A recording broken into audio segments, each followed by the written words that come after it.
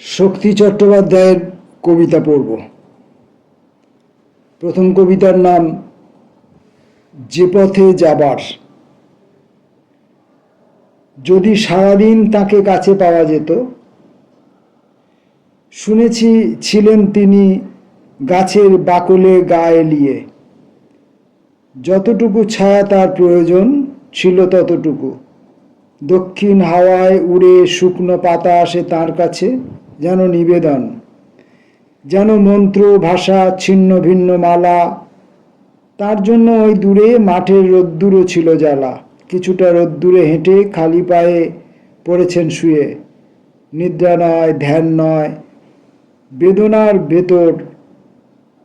বেদনার ব্যথার ভিতরে মনোকষ্ট বুকে নিয়ে রয়েছেন একা একা। যদি সারাদিন তাকে কাছে পাওয়া যেত, কাছে পেতে গেলে কাছে যেতে হয়। এভাবে চলে না। হাতের সমস্ত সেরে ধুয়ে মুছে সংসার সমাধি গুছিয়ে গাছিয়ে রেখে সাধে ঢেকে, তবে যদি যাও দেখবে দাঁড়িয়ে আছে গাছ একা দৃষ্টি করে নিচু। যেতেও হয়নি তাকে, তিনি এসেছিলেন সময়ে, গেছেন সময়ে চলে সেই পথে যে পথে যাবার। ভাষার বাঁধনে আমি যেন ঘট, যাতে জল ধরা থাকে। প্রকৃত শব্দের জল স্বপ্নে ও স্বচ্ছন্দে মিশে গিয়ে কখনো ফোঁটায় পড়ে, কখনো বা শ্রাবণ ধারায় একভাবে। সে নাকি কবিতা, যার ভ্রু মধ্যে প্রচ্ছন্ন লাল টিপ সিঁদুরের। অগ্নি নাকি কাঁচ পোকা সংলগ্ন আঠায়। সে নাকি সকল রূপ ঈশ্বরের, কিশোর নারীর। সে নাকি সমস্ত খনি একভাবে ভ্রু মধ্যে থেকেছে। এখন যাবার কথা ধুয়ে মুছে ঘটে অশ্রু জলে। আমারও যাবার কথা। কোথা যাব, কোথা গিয়ে আর শীতল মাটির মধ্যে সংস্থাপিত করব নিজেকে? কোথা যাব? জল পড়ে, ভাষার বাঁধনে বেঁধে আছি। ঋত্বিক, তোমার জন্য। এখন নিশ্চিন্ত, মৃত আর ভয় দেখাতে আসবে না। সুদূরের পথে ফেলে দীর্ঘ ছায়া দাঁড়াবে না দাঁড়ে। ভিতরে ভাঙবে না অস্থি, ঘরবাড়ি, সন্ন্যাসী সংসার। কিছুই করবে না যাতে মানুষের পাপ স্পর্শ আছে। আছে আছে বলে তুমি যেখানে যা নেই দিতে গেছো। পূর্ণতা পাঁঠার আর শূন্য খাঁ খাঁ তোমারই। সন্ন্যাসী যা ছিল, যখন ছিল তীব্র হয়েছিল তা পাথরে। রূপ ও হৃদয় রক্ত, স্বেচ্ছাচার উন্মাদ প্রাণের ভরসা ও ভয় ছিল পাশাপাশি। নিশ্চিন্ত এখন উপদ্রুত বাংলাদেশ। আর কেউ নেই যে করকাবে। বিদ্যুৎ চাবুকে এই মধ্যবিত্তি সম্পদ সন্তোষ মানুষের। তুমি গেছো, স্পর্ধা গেছে, বিনয় এসেছে। পোড়া পাথরের মতো পড়ে আছো বাংলাদেশে। পাশে ঋত্বিক, তোমার জন্যে তুচ্ছ কবি আর্তনাদ করে। তোমার জন্য তুচ্ছ কবি আর্তনাদ করে। ঋত্বিক, তোমার জন্যে তুচ্ছ কবি আর্তনাদ করে। হারিয়ে গেছে। পিঠের কাছে প্রৌঢ় মানুষ বলেন ঝুঁকে, কোথায় তুমি? আদ্যিকালের শীতল পাটির ওপর শোয়া জন্মভূমির আদিক্ষেতার রাখাল বালক, এই বিদেশে কোথায় তুমি? কেশে আমার পাক ধরেছে, হারিয়ে গেছে জন্মভূমি। করো অমলের জন্য যা করেছ। যা কিছু প্রত্যক্ষ স্পষ্ট, তারই সঙ্গে কেটেছে আমার ছেলেবেলা দীর্ঘকাল। তুমি ছিলে দুঃখের দোসর সুখ, কিংবা তার চেয়ে ঢের বড় শান্তিনিকেতনে। গ্রামান্তে পাঁচিলে ঘেরা বন্দি নিবাসের থেকে রোজ তোমাকে বলতাম, করো অমলের জন্য যা করেছ। কিন্তু চিঠি দিতে না প্রত্যহ, কানে কানে হাতে ধরা টেলিপোস্ট বার্তা দিয়ে জানাতো বিদায়। একদিন টকির ঘনান্ধ পর্দা রীতিমতো মৃত্যুতে সাজালে। সেই থেকে ভেবেছি যা প্রাপণীয় তা তোমার উন্মুক্ত বন্ধন রচনার আষ্টেপৃষ্ঠে সেবন্দিত্ব নিজে হাতে গড়া। সেই থেকে ভেবেছি যা প্রাপণীয় তা তোমার উন্মুক্ত বন্ধন রচনার আষ্টেপৃষ্ঠে সেবন্দিত্ব নিজে হাতে গড়া।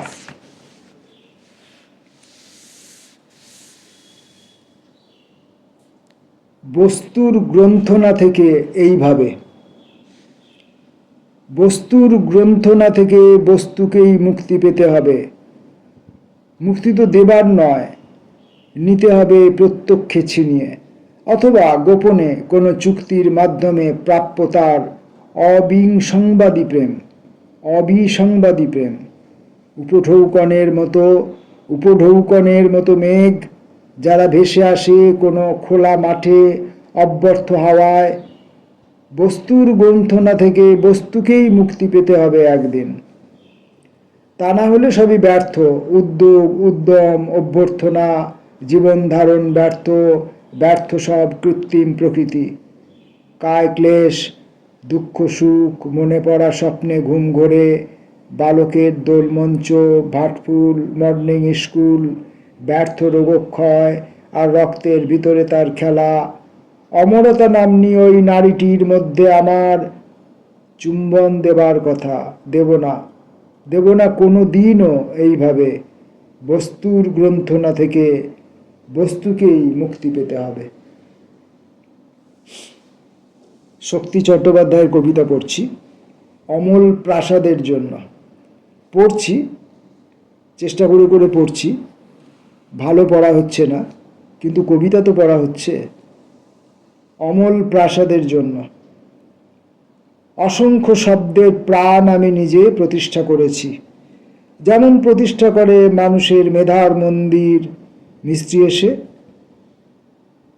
হাতে তার থাকে দীর্ঘতম এক ইঁট, অন্য হাতে কর্ণিকের ধারালো ও সংযত হিংসার প্রতিচ্ছবি, মনে মনে মহালের বিশুদ্ধ প্রতিমা। এইভাবে শব্দ নিয়ে আমি এক প্রাসাদ গড়েছি। সে প্রাসাদে আছে কেউ? শরীরের মতন মহান নিয়ে কেউ আছে নাকি? থাকা যায়? জানি কেউ পারে, কেউ কেউ পারে, জানি কেউ কেউ ওপারে বসেই এপারের সুস্থতার সুতো নিয়ে ঘুরিয়ে ওড়ায়। অন্যান্য গার্হস্থ্য করে, খেলাধুলো, প্রান্তিকের কাজ সবই করে বিধিমতো। আমি নই তত শারীরিক, তবুও আমাকে তৈরি করতে হয় অমল প্রাসাদ। নিজে থাকবো বলে নয়, মনে হয় তোমরা বাস্তু পাবে। সমুদ্রের পাড়ে। সমুদ্রের পাড়ে এসে বসে আছে অজানা কিশোর। তুমি তার নাম জানো? জানি আমি। সে শুধু আমায় নিজস্বে বসায়। তার ধ্যান জানে, জানে না সংবাদ, জানে না সংবাদপত্র। কার নাম? সে শুধু একাকী, একাকী গাছের মতো, সংবাদপত্রের মতো যেন সে শুধু একাকী থাকে। একাকীয়ে কলরব করে, সে শুধু একাকী থাকে, অবিরাম কলরব করে।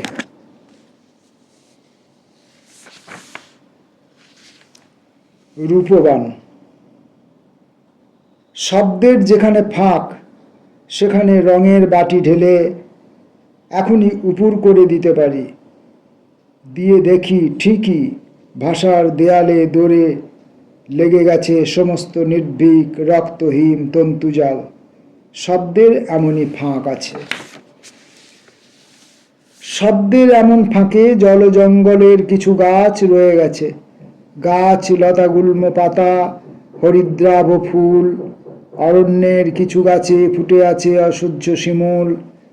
আছে আছে শব্দ আছে, প্রাসাদ জানালা হয়ে দূরে কৃত্রিম শব্দের বনে বাজে কার বিষণ্ণ নূপুরে। গান, ধ্বনি, বর্ণময়, রূপবান, স্বতন্ত্র ঈশ্বর। শক্তি চট্টোপাধ্যায়ের কবিতা পাঠে আজকের মতো শেষ কবিতাটি, পলি মাটি নখে ছিঁড়ে। মাছ ধরব বলে এই সমুদ্রের তীরে, আঁশ গন্ধ, মানুষের বাল্যকাল, ছেঁড়া কাঁথাখানি, ঝুপড়ি ঝোড়া সব আছে, তন্তুজাল নেই। শুধু হাতে ধরব বলে মাছ এই সাগরের তীরে পর্বত প্রমাণ হয়ে দাঁড়িয়ে রয়েছে। মাছ কি পর্বত? পর্বতের মতো মাছ আমি প্রস্তুত দেখেছি ঝর্ণা জলে, খেলা করে একা একা।